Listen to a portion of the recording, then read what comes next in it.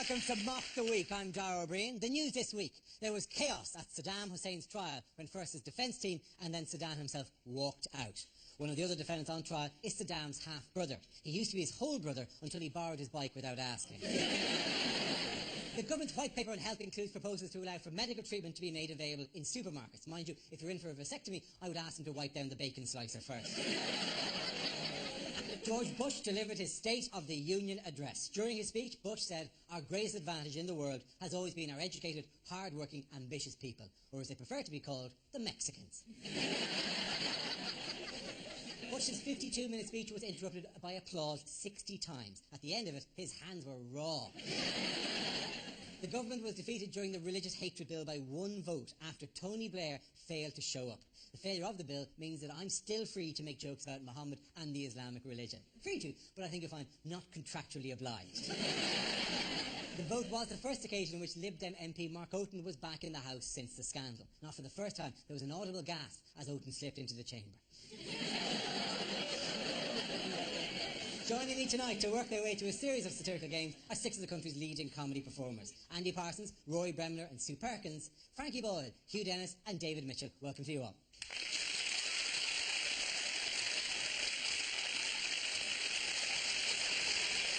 Let's kick off with the round we call headliners. I show the teams a recent photo along with the initial letters of a newspaper headline. They then have to tell me what the letters stand for. Here's a picture of former Iraqi President Saddam Hussein.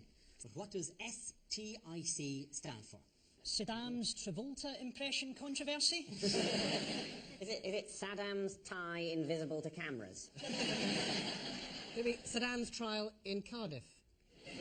See, the thing is, they were going to hold it at Wembley, but they don't reckon it's going to be ready in time, so the whole thing is a bit up in the air. It's a nice touch for them to have built that wee guy a playpen, isn't it? It's probably, though, Saddam's trial in chaos or something, isn't it? Oh, I thought it was Saddam Tonight in Cabaret. I was about to say. I thought it was Saddam's testicle is caught. No, it is, of course, Saddam's trial in chaos. Oh, is it? Yes, it is, absolutely. Yeah. You took that out as a kind of this will be a funny one. Oh, hang on, that's the right answer. The former Iraqi dictator's entire defence team walked out this week, soon followed by his half-brother and Saddam himself. Saddam walked out of his... Why didn't he think of that before? I wasn't aware that you just, with a big door marked exit, you just go, "Excuse me, I should be back in just a minute." And then you go...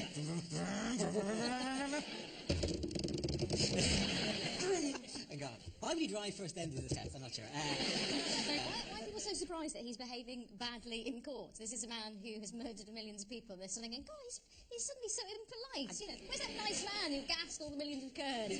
I think it's all the talk of Hitler being a vegetarian. People expect mass murderers to be polite on a one-to-one basis. It's not always true. Stalin, apparently a total shit. His defence says that he can't get an objective trial, isn't it? And he's kind of right, because it's not like I'm watching it at home going, I wonder if he did it. This could go either way. If it turns out that he really is innocent, then, you know, the media has definitely been biased. Yes. Actually, it turns out he hadn't done a thing. He wasn't even president of Iraq at all. He worked in his shop. No, it is. His complaint, Saddam, is that the trial is too American. Which is nonsense because A, he's famous, and in American courts, famous people always get off. And if it's an American, he can defend himself. He could walk around the court to the jury and go, "Who among us? Who among us? Is it a crime to love your country that much, is it? Who have you, Mohammed? You, Hassan? Have you not gassed a Kurd now and again? Look at me. I'm just a guy asking another guy to love me." Explain this to me. They have obviously taken his tie away so he can't hang himself. And yet the sentence will be that he is hanged. Surely if you really wanted to, you could hang yourself with your shirt. Yeah, I actually think there are probably broadcasting regulations about us trying to work out a method of hanging ourselves. I think we fall foul of some sort of law here. You know, in case people go, "I'm depressed, I'll turn on for a bit of a laugh." Oh, with me shirt, there's a thing. You mean you think there are suicidal people out there who are saying, "I'd end it all if only there was a tie rack near here"? When Saddam threatened to walk out, the newly appointed judge told him, "If you leave now, then you can't come back." Before adding, "You treat this place like a hotel." Ironically, the new judge used to be a member of Saddam Hussein's Bath Party, which is almost as feared as Michael Barrymore's pool party. The winners of that round, ladies and gentlemen, are Frankie, Hugh and David. Our next round is called Between the Lines and features Rory and Hugh. Would you make your way to the Mock the Week press pit, please? In this round, one of them takes on the role of a person in the news, addressing the media, while the other translates what they really mean. Rory, you are George W. Bush, making his State of the Union address. Away you go. My fellow Americans. And people of New Orleans.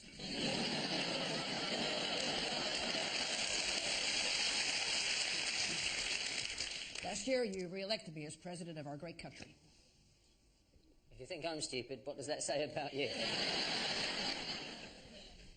Last year, in the State of the Union address, I concentrated on domestic issues.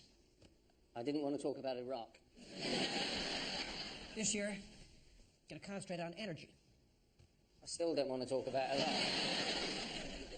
See, we face in America a great energy crisis. You see, in America, we have created a great energy crisis. We have to reach an agreement with those countries who exploit the world's resources. India, China, Asia.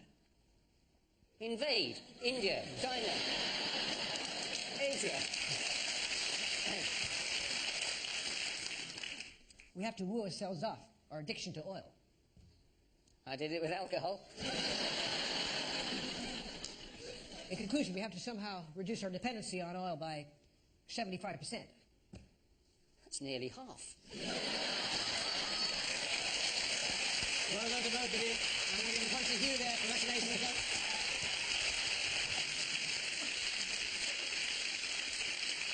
Now we play a game called Carousel of News. This game involves Sue, Hugh, Frankie and Andy. So if you can make your way to the performance area, please. This is a stand-up challenge. Our random news generator contains a bank of newsworthy topics. We spin the wheel, and when it stops, anyone can step forward and try to make us laugh about the subject it's landed on. If I judge the player's got a big enough laugh, he or she is safe and gets to sit down again. Let's spin the wheel for the first topic. Creationism is the first topic. Hugh.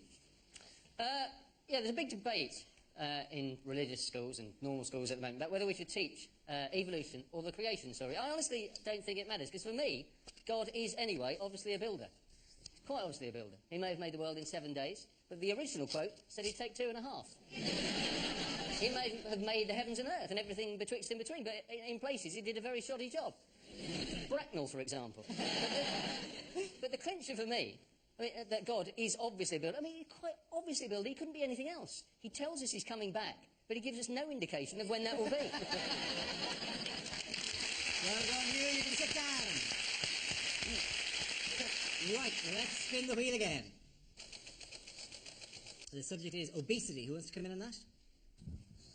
I'd like to start by congratulating the Scots, who've been voted the most obese nation in Europe. Well done to you. Which is ironic, really, considering that the Scottish unofficial national anthem goes, "And I would walk 500 miles. Okay, so thank you very much. That leaves us with Andy and Frankie. I'm going to spin the wheel one more time. One topic, you both have a go on it. Head to head. The topic is science and innovation. Andy, do you want to go first?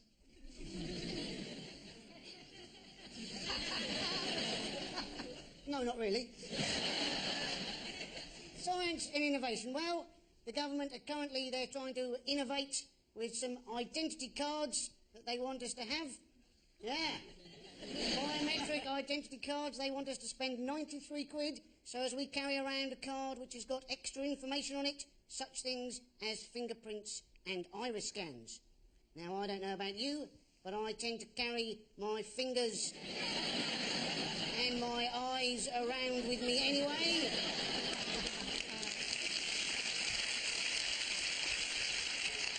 And there is a cost to all this, of course.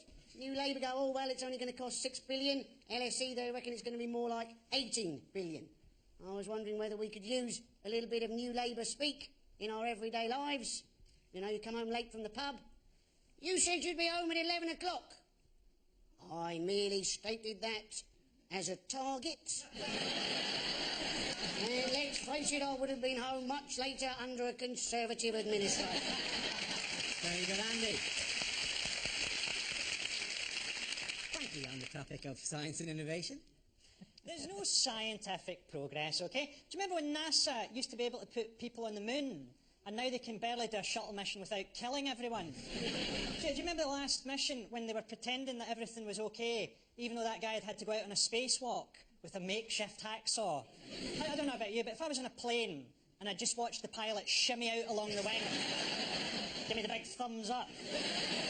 A makeshift hacksaw? What kind of Blue Peter operation was that?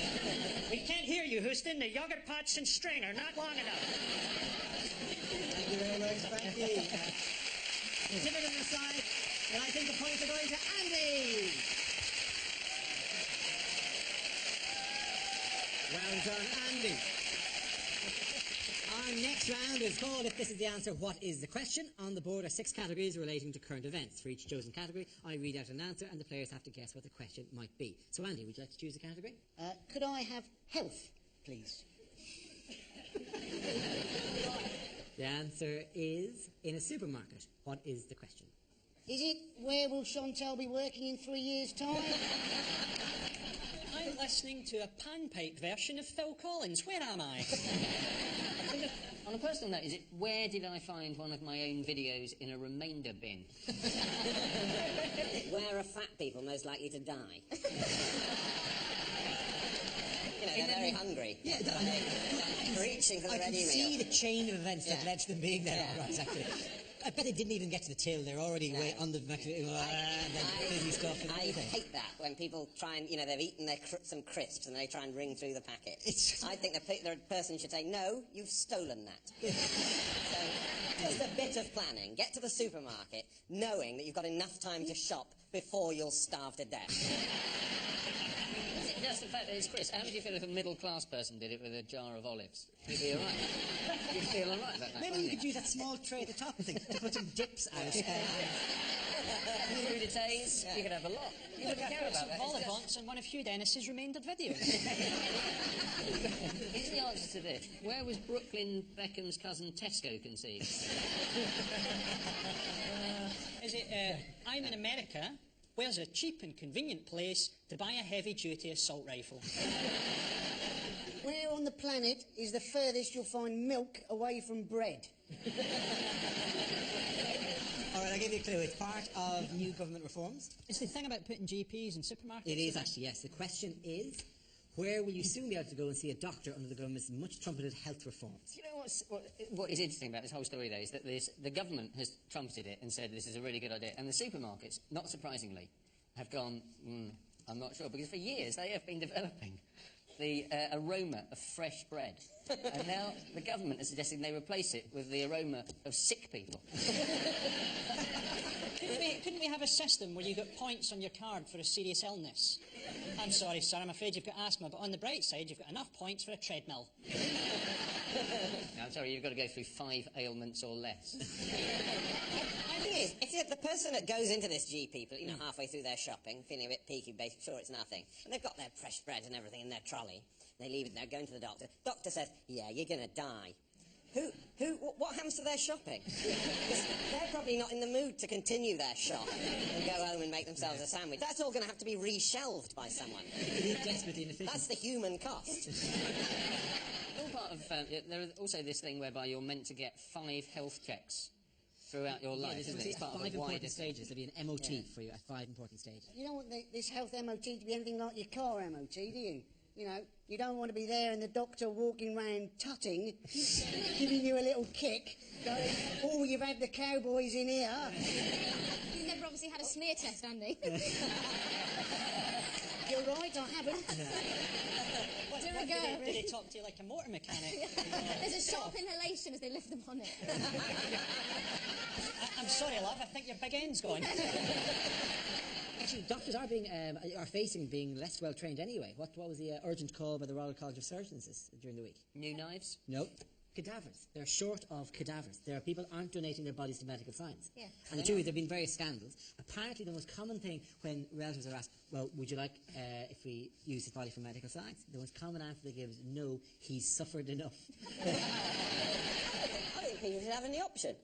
I think when you die, your body should revert to the state.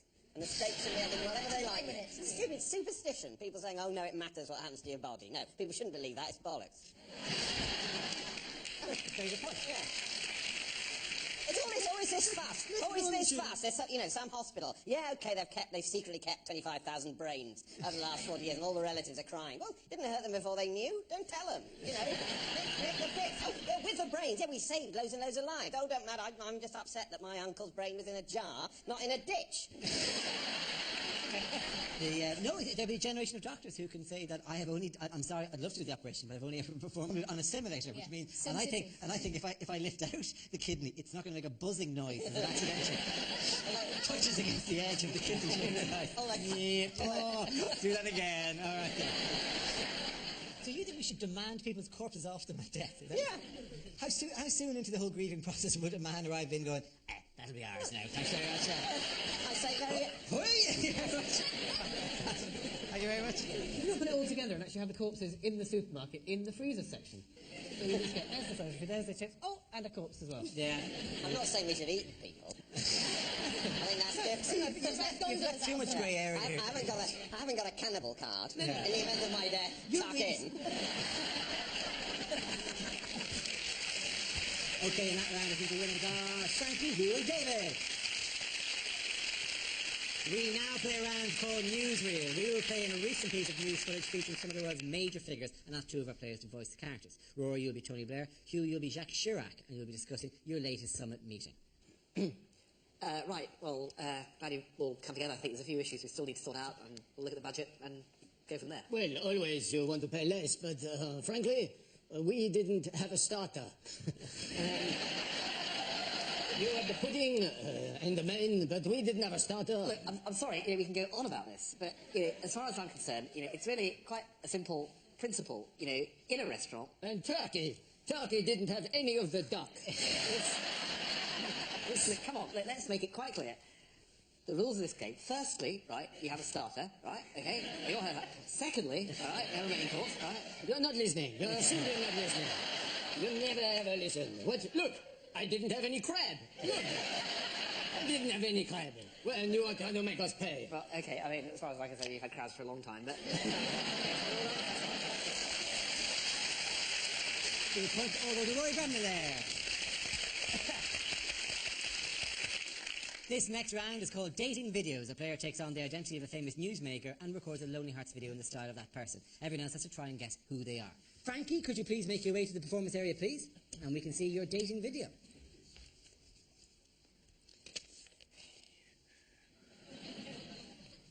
Hello.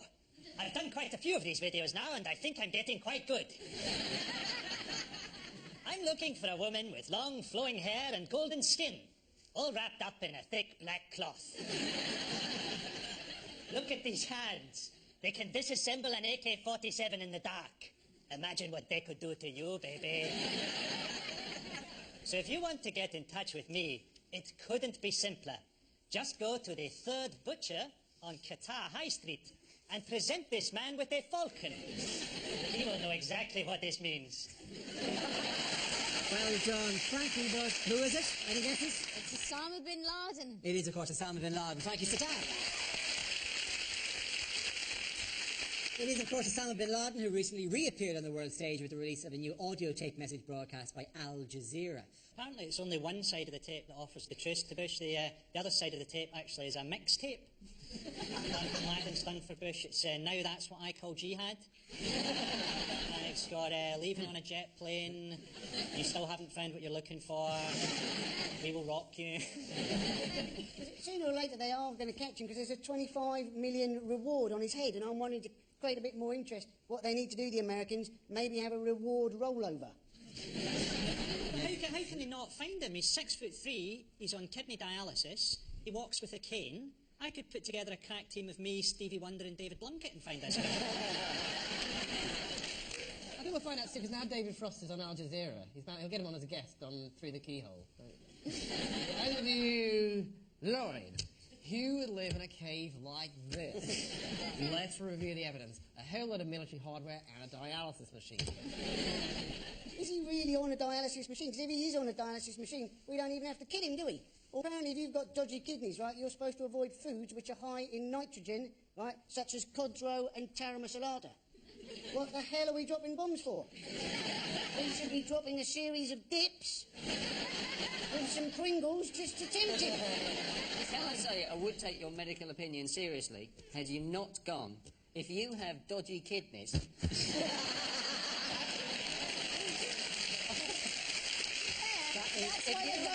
See, if more people gave their bodies into science, mistakes like that wouldn't be made. You could have a corpse in every classroom. That's a catchy title for your initiative. A corpse in every classroom. That's one for the nature table. Grandad. The only real advance in finding them, though, I thought was genius, was the fact that last week the British Secret Service was accused of turning a rock into a listening device in Moscow, which meant nothing in Moscow, which you can imagine somewhere in a cave in Afghanistan, he's going, ha ha, a microphone in a rock. Oh. No!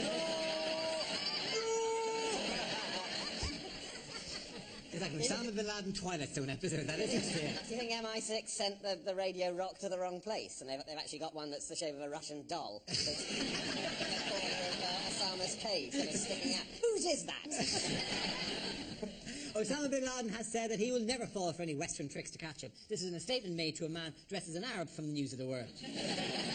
George W. Bush has admitted he doesn't know where Osama bin Laden is, or Pakistan for that matter, or his arse, or often his elbow. Very good. I think the winner of that round was Frankie. Now we come to our final quickfire round called Scenes We'd Like to See. This is for everyone, so if you could all make your way over to the performance area, please. I call it ideas for scenarios we'd love to see, and the performers come in with their suggestions. Okay? The first subject is bad things to say at Prime Minister's question time. Prime Minister, could you look interested while I bring up some boring shit about my constituency? Is this going to take long? Because I've got an appointment with a rent boy in half an hour. Can I ask the Prime Minister, are you paying too much for car insurance? We've got one, we've got two more poofs than you. Could I ask the Prime Minister, when are you going to retire, you bastard? Prime Minister, my first is in P, but not in canoe. What am I? Okay, next topic is the very worst person to be President of the US.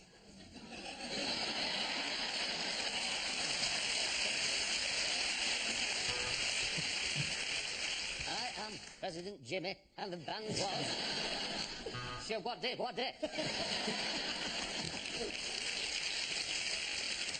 I'm Barry Scott, and this is Silly Bang. This round is much easier if you can do impressions.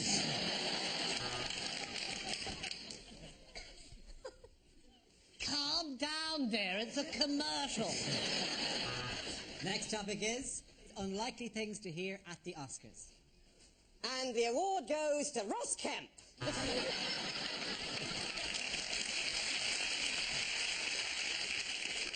The dress? Oh, Primark. Unfortunately, King Kong can't be with us tonight, but... Thank you. I wasn't even in that one. Thank you. This will be on eBay tomorrow morning. They said they couldn't make the Sally Gunnell story, but here we are. I'd like to thank the person who cast me as a blind, autistic, Parkinson's disease-ridden mute for making this award almost inevitable.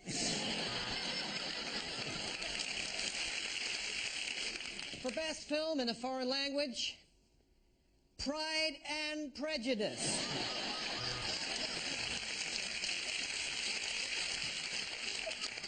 Death to the West! As a gay cowboy, I think I know where I'll be putting this little fella. You're going to leave it there, you're going to look around, huge beautiful news going back. Come back, all of you, come back. That's the end of the show. This week's winners are Frankie Boyle, Hugh Dennis and David Mitchell. Commiserations to Sue Perkins, Roy Bremner and Andy Parsons. Thanks for watching. We'll see you next week. Good night.